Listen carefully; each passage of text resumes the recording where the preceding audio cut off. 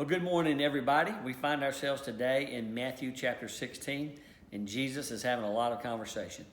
He's having a conversation with religious leaders, and they're wanting a sign from Jesus. And Jesus says, you look at the sky in the morning, and you see one thing. You look at the sky at night, you see another thing. You can determine the weather, but when you see me, you can't determine who I am. The only sign I'm going to give you is myself. Look at Jonah and figure it out. What he was saying was that he, like Jonah, was going to be in the belly of the earth for 3 days, and then he would come back to life. He's frustrated with his disciples. They're not getting it.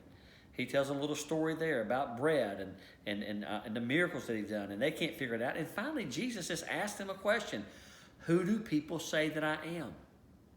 And they say, well, some say that you're John the Baptist. Some say that you're Elijah. Some say that you're Jeremiah, one of the prophets.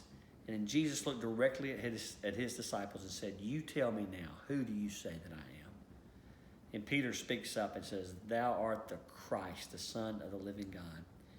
And Jesus tells Peter, well, God told you that, Peter, because you couldn't come up with that on your own. He goes, but I'm going to build my church on that statement because I am the promised one. I am the sign. And he told his disciples, if any person wishes to come after me, he must deny himself and take up his cross and follow him. So the question for all of us today, as we live our lives, is who do we say Jesus is? By how we talk, how we live our life, who do we say he is? That's the question for all of us. Have a great day.